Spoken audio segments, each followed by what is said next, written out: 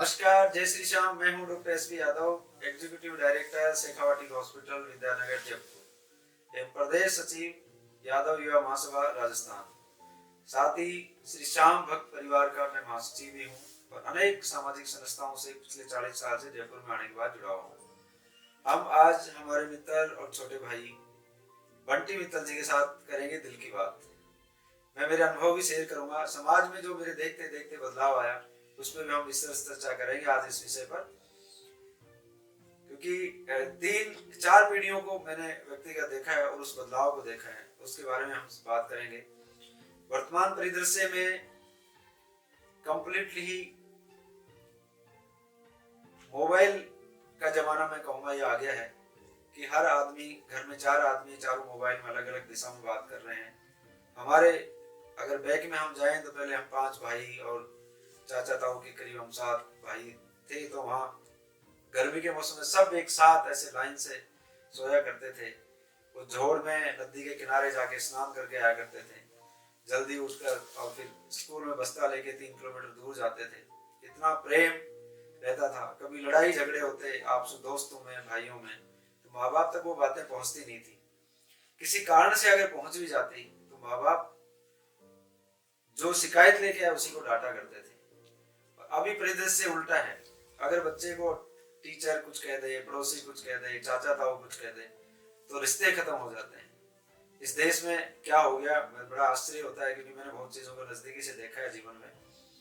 और क्योंकि नजदीकी से इसलिए भी देखा कि जब मैं 9th-10th क्लास में था तो मेरी मदर का स्वर्गवास हो गया, माता जी का 90 के आसपास फादर का स्वर्गवास हो गया। तो बहुत चीजों को बहुत नजदीक से देखा है। जीवन में बिल्कुल दिल की बात है कि घबराना नहीं चाहिए, क्योंकि किसी एक पे आप ईश्वर पे तो ट्रस्ट करें ही करें, पर जीवन में किसी एक व्यक्ति पे ट्रस्ट करें जिससे आप सब बातें शेयर कर सकते हो। क्योंकि वो जमाना और इस जमाने में बड़ा अंतर आ गया। आज दोस्त कब आपका दुश्मन हो जाए ये पता नहीं, तो इसलिए सावधानी पूर्वक एक अच्छा दोस्त चुने। भाई अच्छा हो या ना हो, पर एक दोस्त अच्छा होना जिंदगी में बहुत जरूरी है, क्योंकि उससे आप सब बातें शेयर कर सकते हो। और मैं इसको ये बात भी कहूंगा कि अगर आपका अच्छा दोस्त है, आप उसे सब बातें शेयर कर रहे हैं, तो कम से कम वो आदमी सुसाइड तो नहीं करेगा, इतना मैं दावे के साथ कह सकता हूँ। पर वर्तमान परिदृश्य में ये बहुत तेजी से ये चल रहा है कि आदमी एकांकी जीवन जी रहा होता है। अभी मैं पिछले 2 साल पहले बचपन में एक बच्चा मैंने मालवीय नगर में देखा था, और मैं क्योंकि मालवीय नगर में 15-20 साल रहा हूँ, एक रोज पता चला कि अखबार में पढ़ा तो बच्चे ने सुसाइड कर लिया, और बड़ा दुख हुआ। पता चला कि इतना संपन्न घर का बच्चा कैसे आत्महत्या कर सकता है। अगर उसका कोई अच्छा दोस्त होता और वो अपनी बात शेयर कर देता और वो बात उसके अच्छे दोस्त उनके घर वालों तक पहुंचा देते, उसकी जान बच सकती थी। तो वर्तमान में, क्योंकि मैं आपको बहुत ताजा उदाहरण देता हूँ कि श्याम परिवार, हमारा श्याम भक्त परिवार है, उसने पिछले 2 साल से विद्यानगर स्टेडियम में श्याम बाबा का जागरण कर रहे हैं। हमारे बड़े भाई आदरणीय भजन सम्राट लखबीर सिंह लखा जी के द्वारा वो कराया गया। हम तो बिल्कुल गाँव ढाणी से आने वाले आदमी हैं, लेकिन एक बाबा के प्रति विश्वास और श्रद्धा इतनी रही कि कभी मैं घबराया नहीं जीवन में। बहुत ऐसा समय आया, बहुत परेशानी आई, और कभी कभी ऐसा भी समय आया जीवन में कि ये सुबह खाना खा लिया तो शाम को मिलेगा कि नहीं मिला, ऐसे दिन भी मैंने देखे हैं जीवन में। लेकिन बाबा की असीम ये कृपा है कि मेरे कॉन्फिडेंस बचपन से मेरे अंदर है, मेरे गुरुओं की बड़ा कृपा और आशीर्वाद रहा। माँ बाप का स्नेह तो है ही, सदा रहेगा भी। और तो उस कार्यक्रम में करीब स्टेडियम 50,000 आदमी आए। लखा भाई ने खुद ये बोला कि डॉक्टर साहब, मैंने मेरे जीवन में इस तरह का मैनेजमेंट, इस तरह की आस्था और इस तरह के हुजूम मैंने देखा नहीं। और कानून से उसमें दायरे में रह के हमने वो कार्यक्रम किया। दिन में 12 बजे शुरू करके रात को 10 बजे ठीक 9:59 पे हमने श्याम बाबा की आरती शुरू कर दी। तो सिर्फ ये विश्वास था कि लोग मेरे को कहते थे, मेरे दोस्त थे उस कार्यक्रम में जो जुड़े हैं, हमारे अध्यक्ष जी निर्मल गुप्ता जी, मुरारी शर्मा और बहुत सारे लोग थे, वो मेरे को हमेशा ये कह के डराते थे कि नहीं नहीं, यहाँ कार्यक्रम कैसे कर पाओगे, इतने लोग कैसे आएंगे। लेकिन मेरा एक बिल्कुल अटल विश्वास है, और जीवन में कई बार मैंने देखा है सिर्फ ईश्वर पे विश्वास करने की जरूरत है। और इस देश में और अब जो हमारा परिदृश्य चल रहा है, उसमें विश्वास की कहीं ना कहीं कमी आई है। माँ बाप अपने बच्चों पे विश्वास नहीं करते, बच्चे अपने माँ बाप पे विश्वास नहीं करते, और उसी चक्कर में हम खोते ही जा रहे हैं लगातार।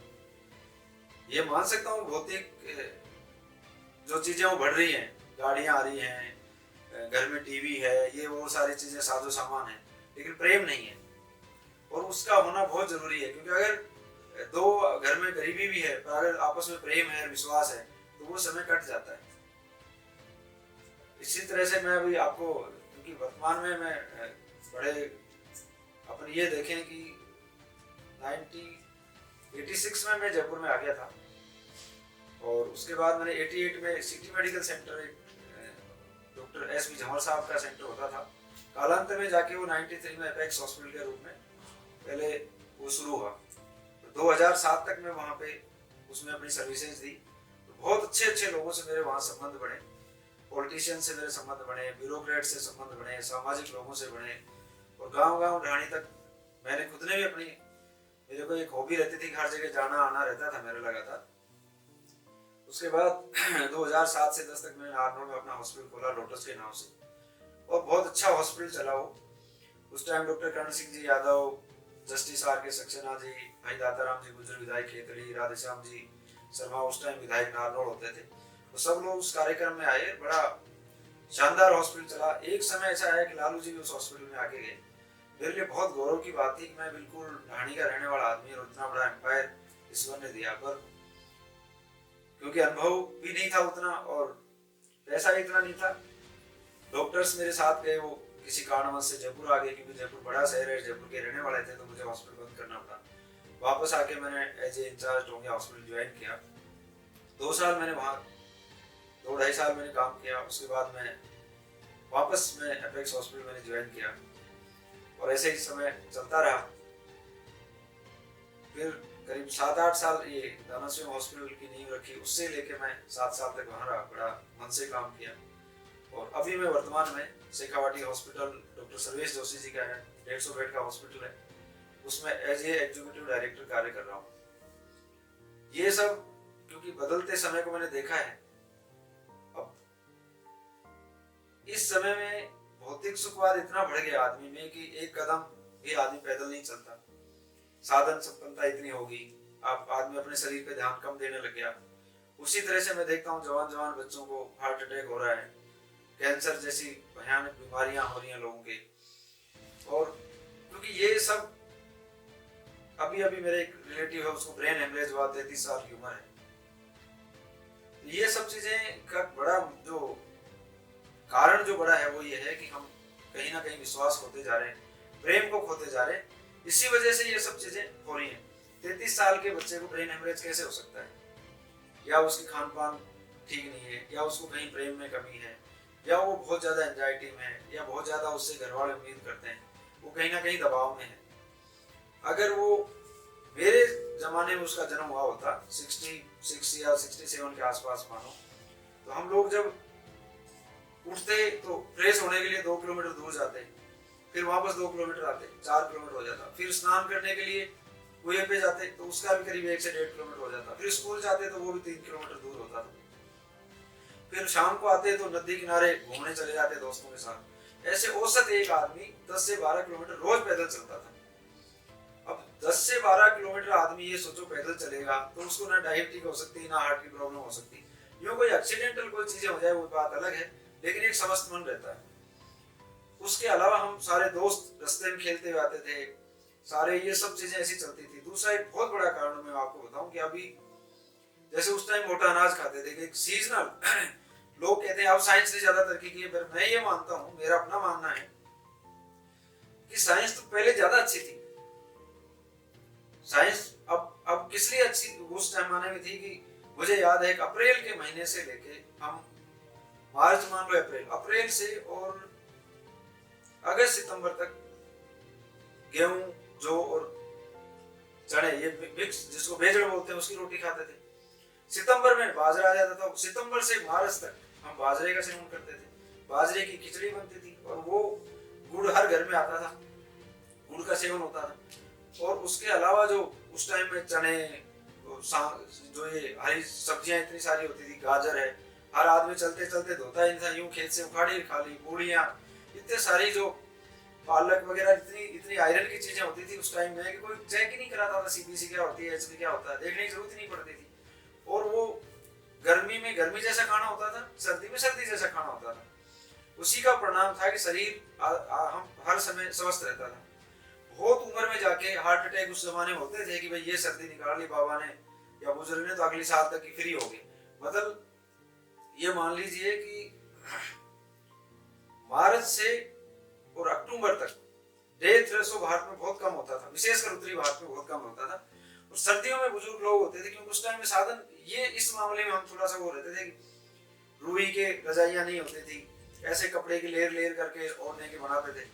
तो पर उस जमाने में कोई महामारी भले आ जाए लेकिन इस तरह की हार्ट अटैक, कैंसर का तो कोई नाम ही नहीं सुनता था उस टाइम कैंसर है।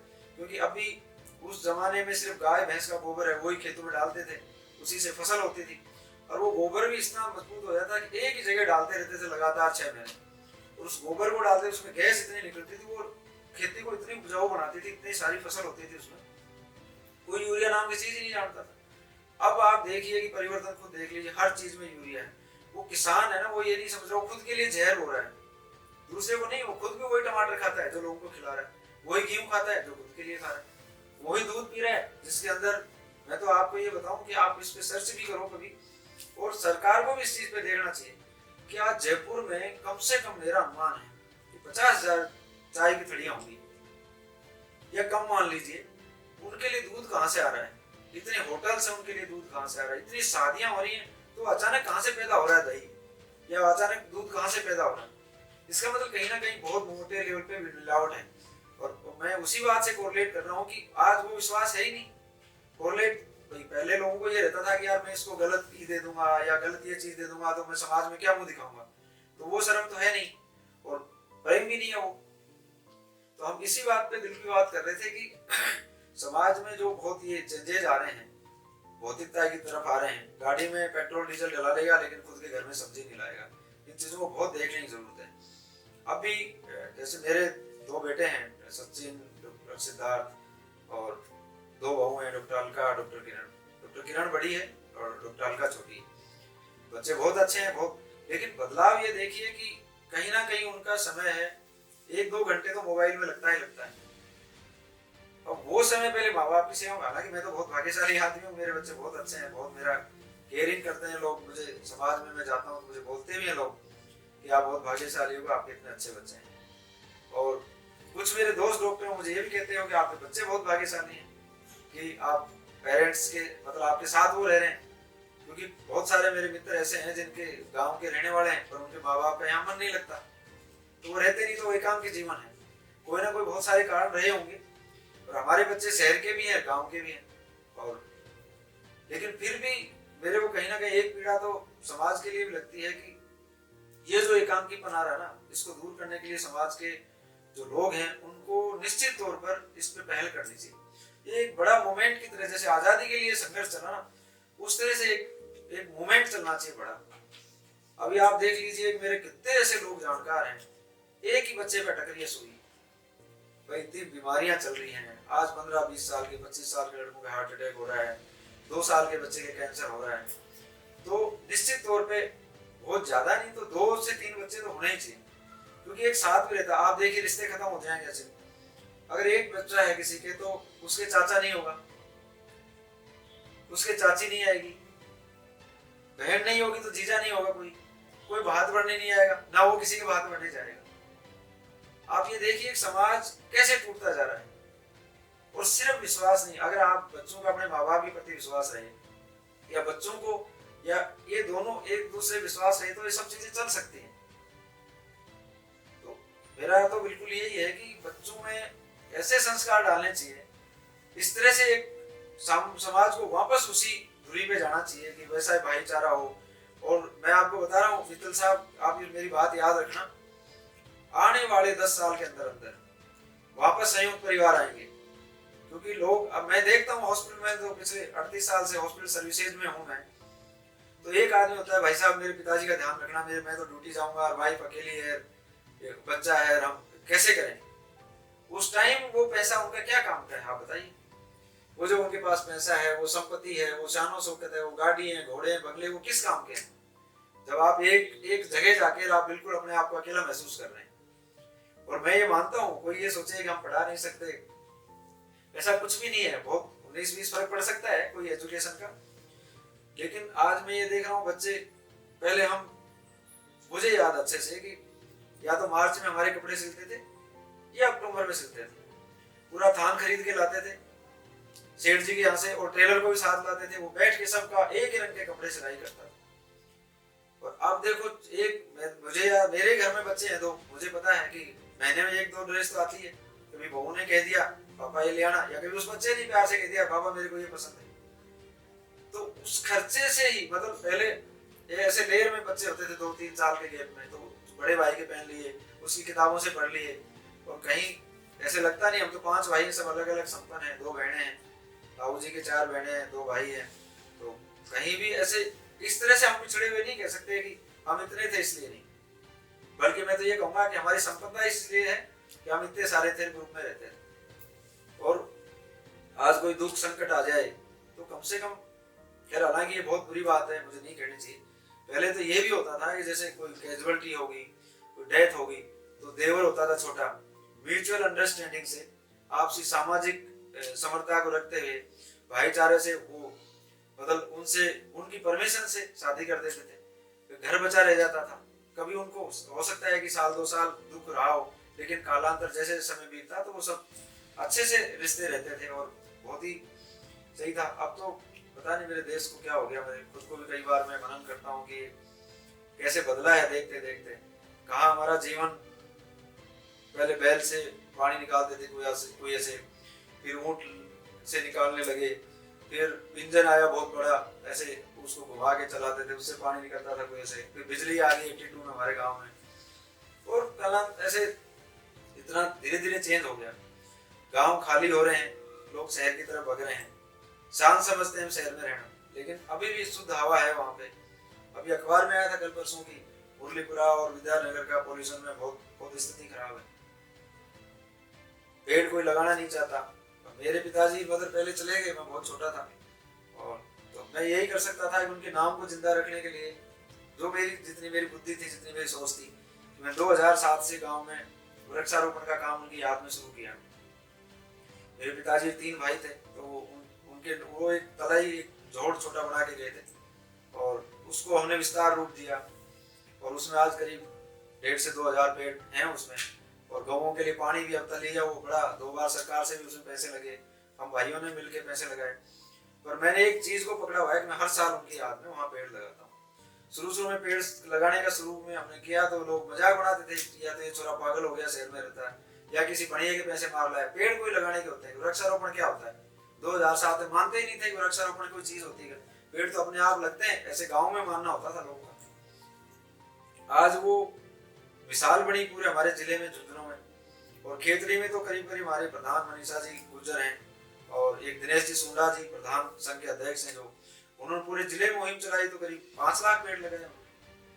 मतलब उस समय में कोई सोचता नहीं था, तब हमने वृक्षारोपण शुरू किया। आज तो प्रधानमंत्री नरेंद्र मोदी जी, जो भी सरकार आती है वो हर बर्थडे पे लगाते हैं, माता पिता की उस पर लगाते हैं। मैंने जो शुरू किया, और ये जो बाद में निःशुल्क चिकित्सा वाला जो चला, दवाइयाँ फ्री बांटने का, मैंने जब लोटस हॉस्पिटल आगरा में खोला था हमने 2007 में, गाँव गाँव जाके फ्री दवाइयाँ दी। मतलब मुझे घमंड नहीं है इस बात का, लेकिन ये कोई ईश्वर की कृपा है कि सरकार से पहले वो चीज हमारे दिमाग में ही हमने शुरू की। ये अलग बात है कि हमको कोई उचित प्लेटफॉर्म इस चीज का नहीं मिला, कहीं हम राजनीति में जाते, कोई अच्छी पोस्ट पे चले जाते या विधायक बन जाते, तो हो सकता है कि हम सबके लिए आईकॉन होते हैं आज। लेकिन हार मानने वाले नहीं, 3 साल तक हम पेड़ लगा के गाँव वाले उखाड़ दें, ईंटें लगाई और लोग ले गए उठा के। अभी पिछले साल मैंने लोहे के जाल बनाए, वो भी उठा के ले गई, पर मैं जुनी नहीं था, लगा रहा, तो आज उसमें 2000 पेड़ जिंदा है।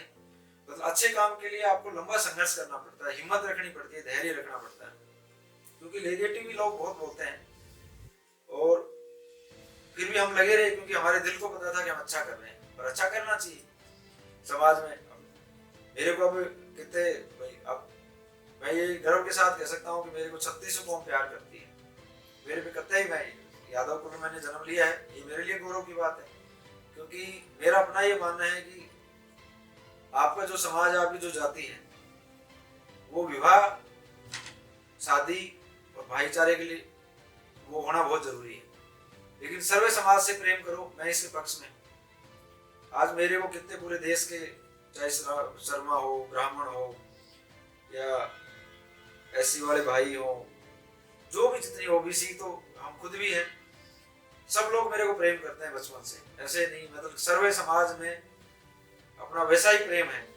मतलब हो सकता है कि मेरे किसी कार्यक्रम में यादव 5% और 95% अदर लोग हो, और मैंने कभी अंतर भी, मैं तो खैर क्या रख सकता हूँ, मेरे पास ऐसी कोई पावर भी नहीं है मैं अंतर रखूं, लेकिन कभी मन से अंतर रखा नहीं। बचपन के दोस्त हैं, आज भी हैं, कभी अपनी तरफ से किसी भी चीज को हमने तोड़ा नहीं, खोआ नहीं। और मेरा तो आप सबसे, आपके चैनल के माध्यम से मैं ये कहना चाहता हूँ कि संयुक्त परिवार बहुत जरूरी है।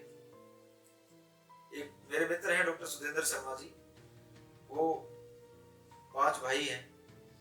उनके भाई का एक 2 साल पहले यहाँ, वो क्या बोलते हैं उसको, प्रवतराई कुछ करते हैं ना, जब पहाड़ी पे चढ़ाई वाला, तो वो गिर गए पहाड़ से। सारे भाइयों ने मिलकर उनका इलाज कराया और बहुत अच्छा लगा। और अभी करीब 2010 तक वो एक साथ 50 आदमियों को खाना बनता था, इतना प्रेम स्नेह। आज उनकी एक दूसरे की वाइफ को पता नहीं चलता कौन सा भाई कब किसकी मदद कर देता है। वो मिसाल है ऐसे परिवार, और ऐसे ही होना चाहिए। मैं तो यही आपके चैनल के माध्यम से संदेश देना चाहता हूँ कि प्रेम और विश्वास वो सदा रहना चाहिए। हमें रामायण भी ये सिखाती है, तो महाभारत भी ये सिखाता है। कुंती के भाई अगर भगवान कृष्ण नहीं होते तो परिदृश्य ही कुछ और होता। ऐसे ही रामायण में देखो आप, सबरी के घर भी श्री राम प्रभु गए, ये सब प्रेम का ही प्रतिफल है। और मैं पुनः सबसे निवेदन करूंगा कि एक बच्चे पे ना रहे, बच्चे 2 से 3 जरूरी है, क्योंकि उनको एक कंपनी मिलती है, भाईचारा मिलता है, डेवलपमेंट होता है बच्चे का। अगर 2 बच्चे एक परिवार में होते हैं, एक जगह होते हैं उस घर में, तो उनका 100% डेवलपमेंट होता है उनका। और ये कतई घबराने की जरूरत नहीं, क्योंकि कोई तो अदृश्य शक्ति है जो इस संसार को चला रही है। मैं ये सोचूं कि मैंने मेरे बच्चों को पढ़ा दिया, लिखा दिया, मैं खिला रहा हूँ, मैं हूं ही नहीं कुछ, मैं नाम की कोई चीज ही नहीं है। ईश्वर है एक, बस वो सबका कर चलाता है। मेरे गांव में भी कई ऐसे परिवार हैं जिनको मैंने देखा है कि बहुत गरीबी में थे, और आज वो 8-8, 10-10 भाई हैं, 2 भाई हैं, 4 भाई हैं, वो सब मिलके ग्रो करके बढ़ गए आगे। और बाकी आप अच्छा काम कर रहे हो, दिल की बात दिल से, और पर दिल है ही नहीं आप लोगों में, तो आपने ये सही शुरू किया है। आपके चैनल के माध्यम अगर आप 10 परिवारों को बचा लेते हो, और हजारों लोगों में, आज तो डिजिटल का जमाना है, इसमें निश्चित तौर पे लोगों को समझना भी चाहिए और आगे बढ़ना भी चाहिए। और अगर मेरे से कोई क्वेश्चन समाज और उसके लिए हो तो आभार। जय श्री श्याम। मैं बचपन से श्याम बाबा के जा रहा हूँ। मैं एक बात और बताऊं चलते चलते आपको, कि मैं किसी चीज के खिलाफ नहीं हूँ, लेकिन एक बात मैं दिल से बता सकता हूँ, बहुत सारे लोग हैं आज, कोई वैष्णो देवी के जा रहे हैं, कोई कहाँ जा रहे हैं, लेकिन मैंने सिर्फ और सिर्फ श्याम को पकड़ा है, उसके चरणों को पकड़ा है, उनसे जुड़ा हूँ। जीवन में मेरी जितनी श्रद्धा या मेरा जितना, मैं जहां से आया हूँ, उसको अगर आप सोचें तो ईश्वर की असीम कृपा रही। कभी मैंने सोचा नहीं जीवन में मुड़ के, जो मेरे दिल में आए ना वो मैंने किया, ईश्वर ने मेरा साथ दिया। मेरे कंधे पे हाथ ही रहा, मेरे सर पे हाथ रहा ईश्वर का, कभी घबराया नहीं किसी परिस्थिति में। चाहे मैंने दोनों बच्चों की शादियां की हो, चाहे मकान लिए हो, या कोई और काम किया हो, शाम जागरण किया हो, उसके अलावा जॉब में भी ऐसे रहा कि मैं कभी कतई घबराया नहीं। कई बार ऐसे होता ना कि मेरे इतने बच्चों की पढ़ाई का होगा, शादी का होगा, मैं कब, जिस दिन मेरे दिल को हर्ट किसी ने किया, उसको जय श्री श्याम ही बोला मैंने, और दूसरे दिन उस जगह गया नहीं मैं, और आगे पीछे मुड़ के देखा नहीं। ईश्वर वैसे ही देता रहा। कई लोग मेरे से पूछते हैं कि साहब ये कार्यक्रम करना है पर छोटी जगह ढूंढ लें क्योंकि बड़ी में लोग नहीं आएंगे। मैंने कहा आपके सोच में ही नेगेटिव चीजें हैं। आपने खुद ही मान लिया कि लोग नहीं आएंगे, तो आएगा कौन? आप अपना दायरा जितना बढ़ा सकते हो, ईश्वर आपके साथ है। ईश्वर आपकी हर चीज को नोट करता है।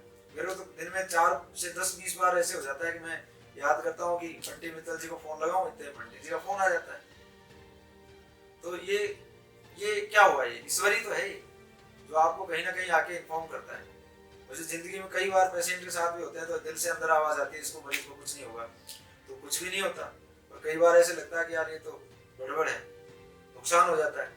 और तो मैं बहुत एक सच्ची बात आपको बता रहा हूँ कि जो जैसी भावना रखता है 101% ईश्वर उसी तरह का उसको मोमेंट को बदल देता है। इसलिए अच्छा सोचें, खुश रहें। जय श्री श्याम, जय श्री श्याम।